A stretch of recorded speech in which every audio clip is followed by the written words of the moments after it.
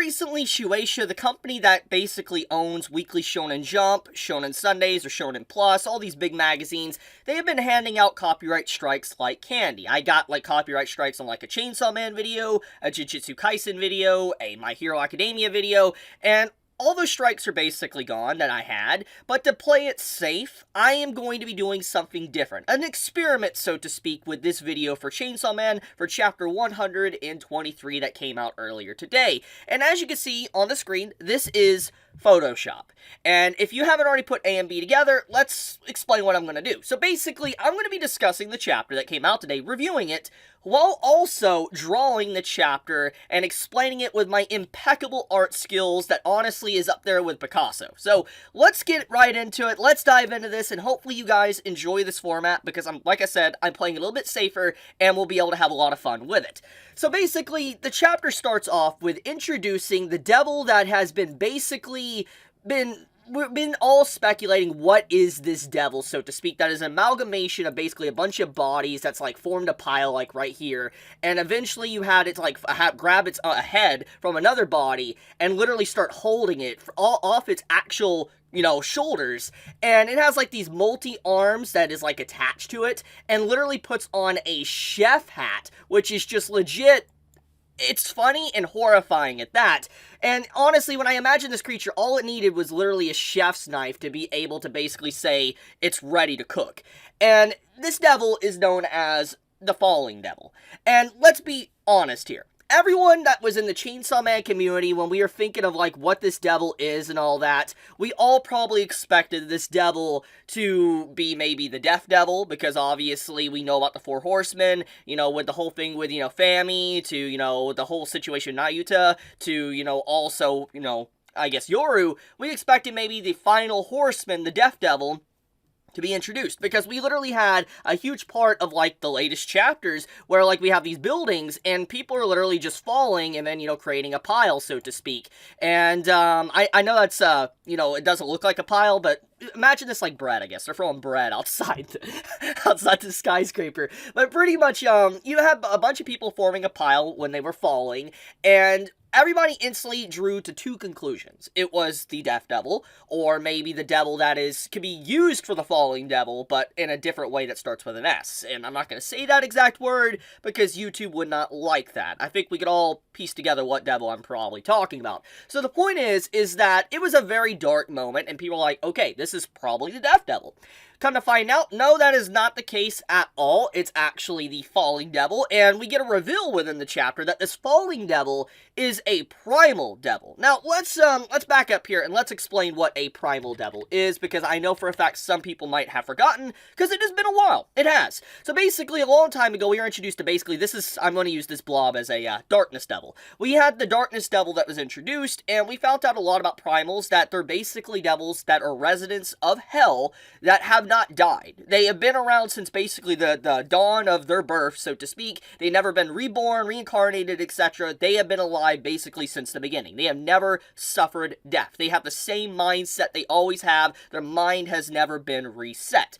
So basically, we know that the Darkness Devil was this very powerful entity because it is the very fear of darkness itself. And these Primal Devils, the reason why they're described like that, it's the very essence and fear within the mind of humans. For instance, the very thing that we fear the most deep within ourselves. Like, for instance, falling is a fear that I think many people can relate with. Like, I mean, I know for a fact when I was growing up, and even today, like, the sense of falling is pretty terrifying. I mean, it gives, like, you just this fear of, like, holy crap, you know, I'm about to die, and you just have this dreading feeling. And the sense of falling can be described in a lot of different ways. Like, for instance, falling out of the building here, or if you're a person, like, you know, let's say you're, dreaming or whatever, or, like, let's just say you're sitting in your bed. Like, you know, here, let's just draw a bed. So this is like a bed and all that, and you have a person, they're just, you know, they're sleeping here, they're laying down, and basically you have a sense that while you're dreaming, you're having a nice little dream over here or whatever, all of a sudden it turns into a nightmare,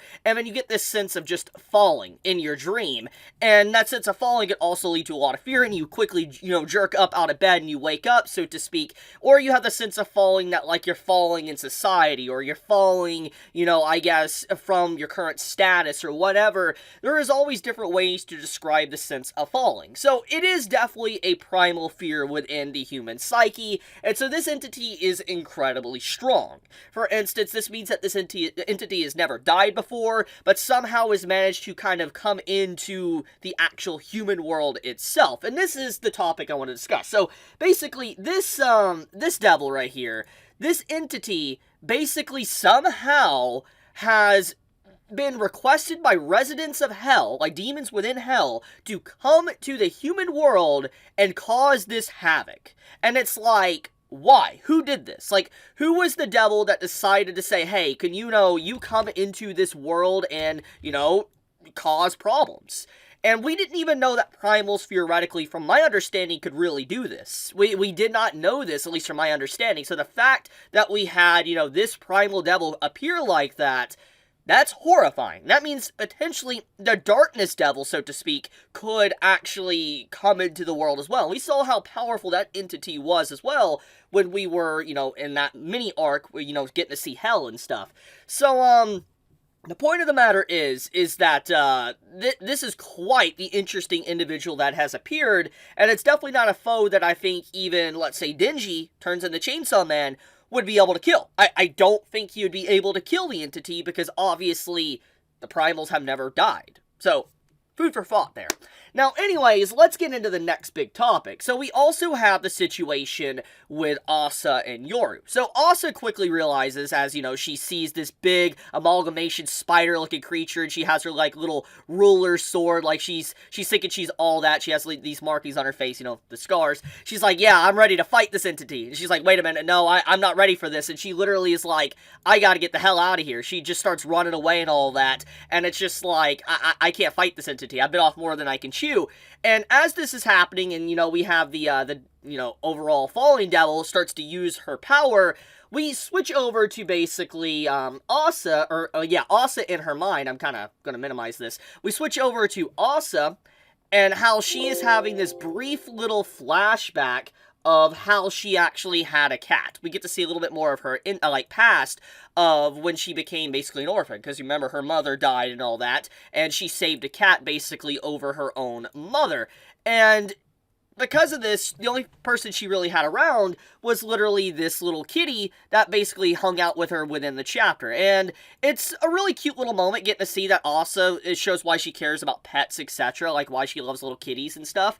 And all of a sudden, you have this individual that gets introduced within the chapter that is basically the orphanage, I guess caretaker, so to speak. She's the foster mother. She comes in, she's like, oh, Asta, or, why am I saying Asta? Asa, why don't you, hand me the cat and all that, and I will make sure that the cat is, given to a better home. For instance, it will have other cats around it, etc. Don't you want your family member to be surrounded by people like it? So obviously, even though Asa didn't want to do that, and didn't want to give up her only family, so to speak, she did it because she did what was best for the cat, to make sure the cat was, happy. So, you had the caretaker grab the cat, and, basically swift the cat off.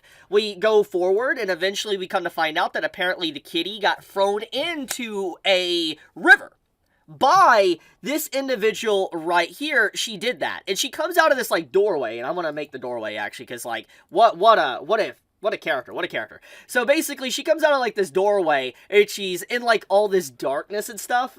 She's you shouldn't be the only one with a family. She's like, nah, you shouldn't be the only one happy, so to speak, and all that. And with this very dark silhouette shadowing, and it just shows how evil this person is. She killed the cat because she was jealous that Asa or someone else had someone. And it's just like, wow, you are absolutely a terrible human being. And in this moment, it explains a lot about Asa and her feelings towards people, how she feels about, humans, how she feels about animals, all these type of decisions she's made up to this point. It's just like, wow, what an evil person to do something like that to a cat, and also to just get back at someone because they have something within their lives. It's pretty messed up. It's legitimately a very evil moment. I would dare say that because of the actions of this individual, I would even say that they're even more evil than this Prime Devil that appeared within this chapter. Like, at least this Prime Devil is a devil. Like, you know, you expect this entity, basically, to be evil. Like, it's supposed to be evil. It's supposed to be something that is irredeemable, unforgivable, etc. They seek and thrive on killing humans and causing fear, destruction, whatever. But the fact that, you know, we had another entity within this chapter that basically was more evil, so to speak, than actually that devil, the falling devil that is a primal fear, says a lot about what, you know, I guess Fujimoto is trying to say about humans, is that even though we have entities like devils within the Chainsaw Man verse, there's individuals that are even more so evil with their actions than even devils, because you would expect someone that has the ability or capacity to have compassion and sympathy. Like, you know, here's a big one. You'd think this individual, since, you know, she obviously lost people to a devil, and everyone that was in the orphanage would, you know, also lost someone as well, you'd think she would have the capacity to be like, you know what, I'm happy for you. I'm very happy that you have something, and you're able to be happy, have a cat near you, even though your mother died because you saved this cat. You know, I want you to be happy. But no, this individual doesn't do that. Grabs the cat, is like, die. And it's just like, bro, what the hell? It's dark. That is a really dark moment. And I love Fujimoto's writing of how he does that. He's basically saying, like, you know, yeah, humans can be more evil than devils. So anyways, let's move on to the next part. So if we go over into the whole situation with, Asa, and how she gets out of that situation, kind of find out that one of the powers of the falling devil is basically to cause people to fall in real life. Like, they literally start to fly up. So here, I'm going to show an example here. So, like, the entire world to them basically flips upside down, and people literally just start, like, flying upward. Or not flying, I guess, no, they're going the opposite. They're flying downward, I guess. That is the better thing. This is what happened to, you know, Asa in the chapter. She starts to fly downward, and we have a few people, like, right here, that starts to fly, and a doorway to hell opens up, and he goes inside of it at the end of the chapter. And so, what this basically means is that this falling devil is capable of opening up, like, rifts or portals into hell itself, and then causing humans to be shoved into it. And so, we know for a fact that guy that at the end of the chapter got pushed into hell. And does this mean that all of the humans that, you know, are having that sense of dread, and they're kind of falling, the sense of falling, are they being forced to go to hell? And the reason why this falling devil is here is to get Asa/Yoru into hell. Now, the question is whoever decided to make this pact or whatever, or quest for the falling devil to do this, most likely has something to do maybe either with Chainsaw Man or something to do with, you know, Asa/Yoru. We don't really know. We know that there's some sus stuff coming on, and thinking about the Falling Devil's overall abilities and kind of who they could potentially be related with, Death is definitely, I guess, a entity that would be coexisting with this primal fear, or this primal devil. So, I would assume the Death Devil, if I had to take an educated guess, is the one that basically is like, you know, can you bring my sister, you know, into hell for I can have a talk with her? You know, that is a potential possibility of what is going on here, is that maybe the Falling Devil's like, okay, sure, I'll bring, you know, your sister into hell for you can talk with her, and that's what's gonna happen. She's gonna be slung straight down into hell, and then we're gonna have a massive, like, lore building, or whatever. Maybe we might see power or something. Who really knows? But, yeah, what a chapter, honestly. What a chapter of Chainsaw Man. I really love how Fujimoto does a really good job with, like, just telling all these complex themes, and then giving us a lot of these crazy cliffhangers, etc. I mean, I'll tell you what, though, he really was cooking within this chapter with this Falling Devil, though. Like, oh my goodness, what a chapter. Like, legitimately, what a chapter. I guess that's about it, honestly. It feels very short. It was a very short chapter, but it told some very complex themes, like I said, with the caretaker and all that, and how we found out just how much of a menace she is, and in a way more of a menace than this devil right here. And, yeah, just messed up. It's messed up. What a chapter. But, okay, I'm gonna leave it at that. Thank you so much for watching. Hopefully you enjoyed this little video, and you enjoyed my Picasso-like art. I know that this is beautiful, and this is probably the best thing you've ever seen. I know for a fact that anyone would probably look at this like, you know what, I'd buy that for like $5,000. Okay, jokes aside. May you all have a blessed day or not wherever you live, and thank you so much for watching. Chibi out.